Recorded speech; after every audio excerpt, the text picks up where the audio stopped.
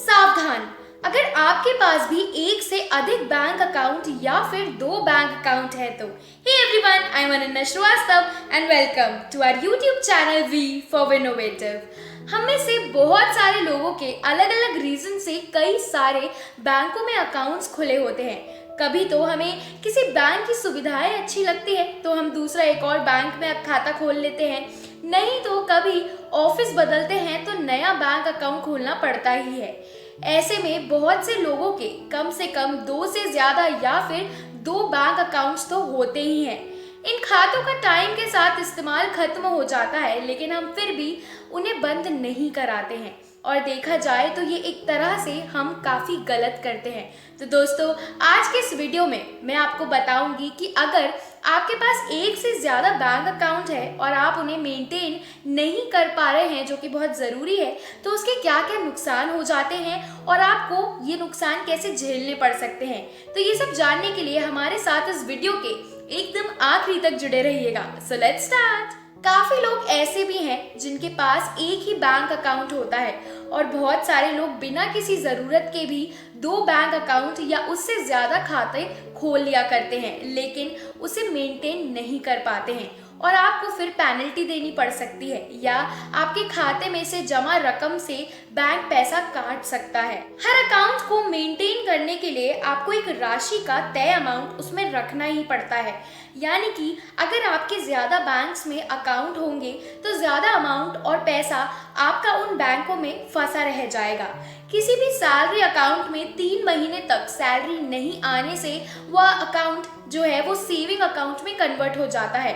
Saving account में convert होने से खाते को लेकर बैंक में रूल्स बदल जाया करते हैं और फिर बैंक उसे सेविंग अकाउंट के रूप में ट्रीट करने लगती है। मैं आपको बता दूं कि ज्यादातर बैंक सेविंग अकाउंट जो होते हैं उन पर 3.5% से 4% पर ब्याज देते हैं और केवल कुछ बैंक्स अपने सेविंग अकाउंट पर 6.5% का ब्याज दिया करते हैं। लेकिन बैंक में पड़े अगर इसी पैसे को आप म्यूचुअल फंड, शेयर बाजार, बॉन्ड्स, पोस्ट ऑफिस या फिर एफडी में इन्वेस्ट करेंगे तो आपको सालाना 9% का ब्याज मिल सकता है। कई बैंकों में मिनिमम बैलेंस की सीमा अधिकतम 10,000 रुपए है। अब मैं आपको बताती हूँ कि क्या नुकसान है जो आप झेल सकते हैं, जो शायद आपको पता भी कभी ना चले। अगर आपके पास एक से ज्यादा बैंक खाते हैं और वो एक्टिव भी नहीं है तो उससे आपके क्रेडिट स्कोर पर भारी असर पड़ सकता है। इसको इनएक्टिव अकाउंट बोला करते हैं और अगर आप लगातार 12 महीने तक कोई भी ट्रांजैक्शन नहीं करते हैं उस अकाउंट में तो बैंक उसे इनएक्टिव या डोरमेंट अकाउंट मान लिया करती है। आपके खाते में मिनिमम बैलेंस अगर मेंटेन्ड नहीं है तो इससे आपका क्रेडिट स्कोर खराब होता है, जिससे आपको आगे चलकर कोई भी लोन लेने में दिक्कतें आ सकती हैं। इसलिए कभी भी इनएक्टिव खाते को हल्के में ना लें और नौकरी अगर आप छोड़ें तो उसी के साथ साथ उस खाते को बंद कर दें। एक नुकसान ये भी हो सकता है कि ज्यादा बैंकों में अकाउंट होने से टैक्स जमा करते समय काफी दिक्कतों का सामना आपको करना पड़ सकता है। पेपर वर्क में भी बहुत माथापच्ची करनी पड़ती है और इतना ही नहीं, इनकम टैक्स फाइल करते समय सभी बैंक खातों से जुड़ी इंफॉर्मेशन रखनी पड़ती है और अक्सर उनके स्टेटमेंट का जो रिकॉर्ड होता है उसे जुटाना काफी मुश्किल काम हो जाता है। कई अकाउंट्स होने से आपको सालाना मेंटेनेंस फी और सर्विस चार्ज देना ही होता है। क्रेडिट और डेबिट कार्ड के अलावा और बाकी बैंकिंग सुविधाएं के लिए बैंक आपसे पैसा चार्ज करता है तो यहाँ भी आपको काफी पैसों का नुकसान उठाना पड़ सकता है। कई बैंकों में अकाउंट होना सुरक्षा के अगर हम उससे देखें तो भी सेफ नहीं होता है। हर कोई अकाउंट का संचालन नेट बैंकिंग के जरिए करा जाता है और ऐसे में सभी का पासवर्ड याद रखना काफी ज्यादा मुश्किल टास्क है और इनएक्टिव अकाउंट का इस्तेमाल नहीं करने से इसके साथ फ्रॉड या फिर धोखाधड़ी होने का चांसेस जो है वो अधिक हो जाते हैं, बढ़ जाते हैं, क्योंकि आप लंबे समय तक इसका पासवर्ड भी नहीं बदलते हैं। इससे बचने का सबसे अच्छा तरीका केवल ये है कि अकाउंट का अगर काम आपको नहीं है तो उसे बंद करवा दीजिए और उसके नेट बैंकिंग को जरूर से ध्यान से डिलीट कर दें।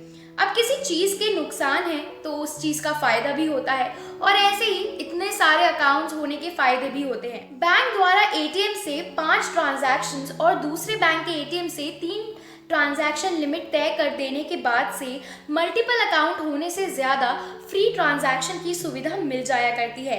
अगर 2 बैंक में खाते हैं तो एटीएम से आप 10 बार फ्री ट्रांजैक्शन कर सकते हैं और बाय चांस किसी एक बैंक का नेटवर्क जो है वो फेल है तो आप दूसरे बैंक का एटीएम या ऑनलाइन बैंकिंग का यूज़ भी कर सकते हैं। एक और फायदा ये भी है कि अगर कोई बैंक कम ब्याज दे रहा है तो आप अपने पैसे को दूसरे बैंक में ट्रांसफ़र कर अधिक ब्याज ले सकते हैं और दूसरे बैंक से अधिक ब्याज का लाभ जो है वो उठा सकते हैं।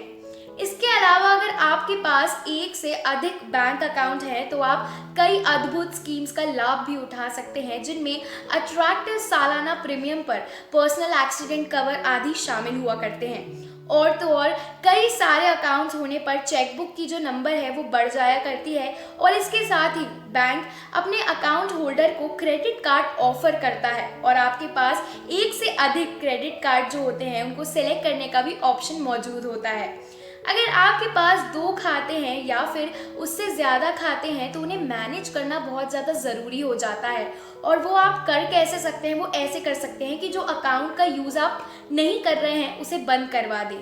खाता बंद करते टाइम आपको डी लिंकिंग खाता फॉर्म भरना पड़ सकता है और बैंक की शाखा में अकाउंट क्लोजर फॉर्म अवेलेबल होता है।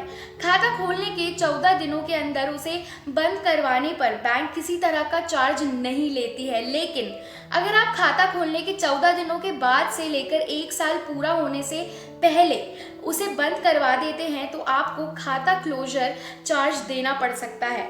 आमतौर पर 1 साल से ज़्यादा पुराना जो खाता हो जाता है उसको बंद कराने पर क्लोजर चार्ज जो है वो नहीं लगता है।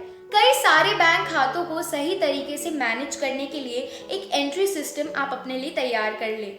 इससे आप सभी खातों से जुड़ी जानकारियों को लिखकर सुरक्षित रख लें। कहीं आप जिस खाते का यूज़ जिस काम के लिए करते हैं उसकी एक कैटेगरी बना लें। सभी अकाउंट को एक साथ मिक्स बिल्कुल ना करें। अगर आपको मल्टीपल अकाउंट की ज़रूरत नहीं है तो इन्हें खोलने से बिल्कुल बचें।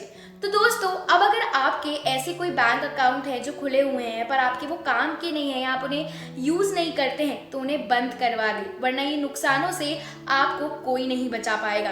अगर आपको हमारा आज का ये वीडियो अच्छा लगा हो तो इसे लाइक और शेयर ज़रूर करें और चैनल को सब्सक्राइब नहीं किया है तो प्लीज़ कर दीजिए। Hit the bell icon and select all. मैं मिलती हूँ आपसे अगले वीडियो में। Bye bye.